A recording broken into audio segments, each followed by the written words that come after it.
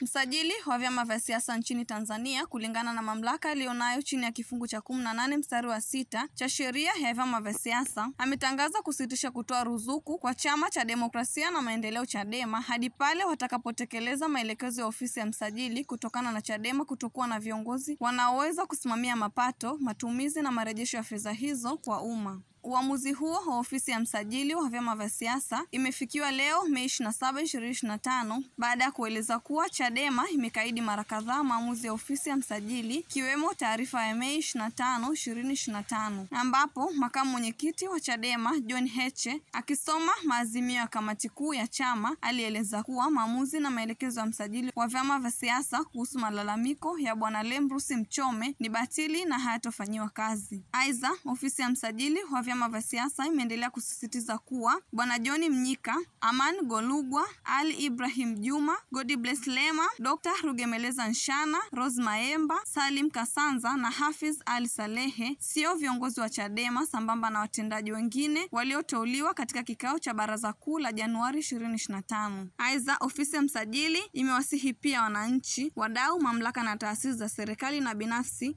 kutoapo ushirikiano na huduma wanachama walioorodheshwa hapo juu endapo watakuwa wanahitaji huduma fulani kama viongozi wa Chadema, ambapo imeelezwa kuwa viongozi halali wa vyama vya siasa ni wale wanaotambuliwa na msajili wa vyama vya siasa nchini. Msajili huyo pia amebainisha kwamba endapo Chadema wataendelea kukaidi kutekeleza maamuzi na maelekezo waliyopatiwa, basi mamlaka husika zitatakiwa kuchukua hatua za kisheria na kijinai pamoja na kuwasimamisha waliojifanya kuwa viongozi wa Chadema katika kufanya shughuli za kisiasa kwa mujibu wa kifungu cha 21E cha sheria ya vyama vya siasa nchini. Pia amekumbusha kwamba kwa mujibu wa sheria usajili wa Chadema, endapo kitaendelea kuwatambua wanaojiita viongozi wa chama hiko. Mimi ni Shele Ismaili wa VOC Media. Usisahau kusubscribe, kulike pamoja na kucomment ili wa kwanza kupata video zetu.